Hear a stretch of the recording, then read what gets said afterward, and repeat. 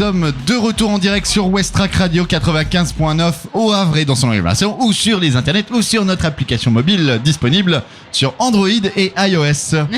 Nous sommes en direct de l'inauguration de Fort Play, un terrain de foot en forme de T au sein du fort de Tourneville. Alors voilà, on a reçu quelques invités, on a reçu la youtubeuse Ezil, on a reçu Vikash Dorasso et on attend incessamment sous peu le lancement, le coup d'envoi de cet après-midi, mais la pluie a décidé de revenir. C'est ça, c'est que le problème, moi j'ai entendu par l'organisation que apparemment il y avait un certain Mathieu qui avait dit qu'il y avait des éclaircies, du coup ils attendaient une éclaircie pour faire le coup d'envoi. À la radio, ouais, j'ai entendu le mec ce matin. Ouais, il disait ça, donc du coup ils attendaient l'éclaircie pour pouvoir faire le coup d'envoi. Et juste avant, en plus, le même mec qui dit je vais mettre une musique pour faire venir le soleil et il pleut encore plus. C'est pire. Et comme dirait notre prochain invité, inauguration pluvieuse, inauguration heureuse. Bonjour Benoît Lemenet. Ah attends, ça c'est là. Bonjour Benoît. Bonjour. Ah oui voilà, ça marche mieux. Ça marche tout à fait mieux. Vous êtes le directeur des Arts Vivants à la ville du Havre et en coordination sur ce lieu, le fort de Tourneville.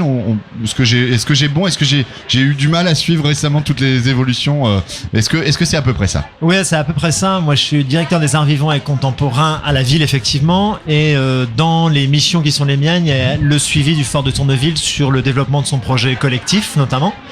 Et c'est à ce titre-là que j'ai suivi le projet Fort Play depuis son tout début. Alors est-ce qu'on peut, pour nos auditeurs, revenir un peu sur le projet justement du fort de Tourneville, parce qu'il est connu comme lieu maintenant devenu un peu emblématique au Havre. Il est moins connu par son collectif, son âme. Est-ce qu'on peut retracer un peu cette histoire? Comment ça se passe au fort de Tourneville?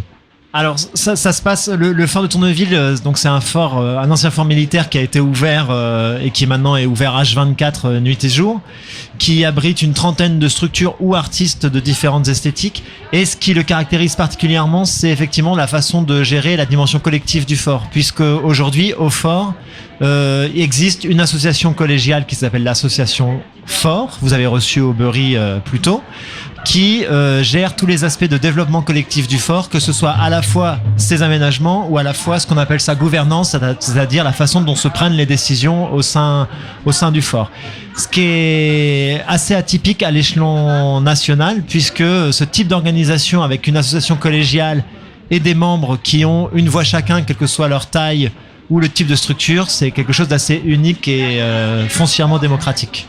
Alors je crois qu'il y a une vraie mutation au sein du fort de Tourneville, puisque comme on va se tutoyer, comme tu le disais précédemment, effectivement le fort est ouvert 24 heures sur 24. Ça n'a pas toujours été le cas, c'est-à-dire je fais un peu d'histoire parce que je connais un peu l'histoire du fort de Tourneville, mais quand la ville a racheté à l'armée française ce lieu dans les années 80, au début elle s'en servait pour entreposer les services techniques, les décorations de Noël, et que l'objectif c'était que personne ne rentre ici dans ce fort. Il n'y avait pas les archives non plus déjà les archives ont dû arriver à peu près dans ces années-là, ouais. Mais l'idée c'était qu'il y avait un gardien qui était là pour faire en sorte que personne ne rentre dans le fort de Tourneville, hormis les gens des services municipaux.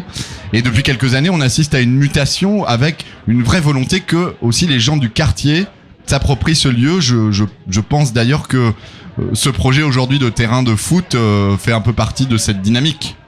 Oui, l'idée c'est que le fort de Tourneville devienne une sorte de parc urbain et culturel en fait, et que qu'on puisse fréquenter le fort de Tourneville comme on fréquente un square, sauf que ce lieu il a une coloration spéciale qui est la coloration artistique et culturelle. D'où des aménagements qui répondent à la fois aux besoins des habitants et des usagers. Donc c'est une aire de pique-nique couverte, le super fort, c'est une salle polyvalente, la halle qu'on met à disposition, c'est plusieurs services et finalement plusieurs types de réponses à des usages, mais toujours revisités par des artistes. Donc l'idée c'est vraiment que de plus en plus les gens s'approprient ce lieu, aient envie d'y faire des choses, aient envie d'y déployer des activités, des projets, et toujours avec cette dimension culturelle. Et du coup, le terrain hanté, en forme de T, il n'y a pas de fantôme. Hanté, qui est inauguré aujourd'hui, s'inscrit aussi dans une lignée de structures faites pour un été au Havre. Oui, c'est ça. En fait, tous les ans, un été au Havre nous permet de réaliser ce qu'on appelle un aménagement créatif. Donc, il y en a eu pas mal de réalisés en 2017 pour les 500 ans. Et chaque année, on en construit un nouveau, en fait. Et à chaque fois, ça se base sur des demandes des habitants ou des usages constatés. Et c'est vrai qu'il y avait beaucoup de demandes autour de la sortie de terre au sein du fort d'un terrain de jeu ou de sport. Et on a pris aussi, on accueillait aussi la Coupe du Monde féminine, on a assez convergé assez facilement vers un terrain de foot. Un peu spécial, mais un terrain de foot quand même. J'allais dire justement pourquoi le foot, puisqu'on est dans un lieu culturel, mais bon, bah, c'est ça qui est intéressant de lever les barrières entre sport et culture qui sont parfois des fois tenaces. Non mais après ce qui est bien c'est qu'avec les structures, en fait chaque structure faite d'année en année au sein du fort se complète plus ou moins les unes et les autres. On voit l'année dernière du coup il y avait eu l'aire de jeu musical à côté du SEM. L'année encore d'avant il y avait la structure sous laquelle on est en train de s'abriter actuellement qui permet aussi à des gens de venir faire un peu de musique sauvage entre guillemets. Là on a le terrain de foot, c'est-à-dire qu'on peut s'amuser, voir plutôt le côté musical et le terrain de foot, mais c'est en fait dans tous les cas c'est quelque chose de convivial qui est fabriqué en fait au sein du fort quoi. L'idée c'est de fabriquer des espaces ou des aménagements qui permettent aux gens de se rencontrer, de prendre le temps de rester ici et de se rencontrer. Donc on est vraiment dans cette lignée là et on souhaite continuer à développer des projets aussi qui permettent aux gens de se rencontrer au fort, de rencontrer les artistes du fort et d'y passer du bon temps tout simplement. Alors justement, nous avons en ce moment un concert de djembé qui s'improvise au sein de Superfort et c'est très très très bien. La musique revient comme ça dans cet événement. C'est quoi le prochain projet au fort de Tourneville ? Est-ce qu'il y a déjà une esquisse d'idée pour la suite ? Il n'y a pas d'esquisse d'idée, mais tout ce qu'on sait, c'est que 2020 est une année un peu particulière puisque c'est une année basée où revient le festival Normandie impressionniste. Et dans le cadre de ce festival, va se dérouler une énorme expo au MUMA autour des nuits électriques et peut-être que ça peut être motif d'inspiration pour trouver aussi un aménagement créatif qui répondrait à cette même question. Donc le chantier est ouvert mais toutes les idées sont à prendre, mais peut-être que ça peut nous donner une ligne directrice. Le lien entre ce projet Un été au Havre, justement, on va pouvoir aussi annoncer que si les gens ont envie de participer à la création qui sera visible le 29 juin au Grand Quai, la création d'Olivier Grossetête, il y a des ateliers participatifs cet après-midi au fort de Tourneville pour aller coller des cartons, c'est ça ? C'est ça, dans la halle du fort de Tourneville, il y a un atelier Cité oubliée avec l'équipe d'Olivier Grossetête et chacun est le bienvenu pour aller prêter main forte pour ériger ces bâtiments en carton dont certains vont pouvoir atteindre plusieurs dizaines de mètres. Une trentaine de mètres. Trentaine de mètres, ouais. Donc on plusieurs dizaines du coup. C'est vrai, 3 du coup.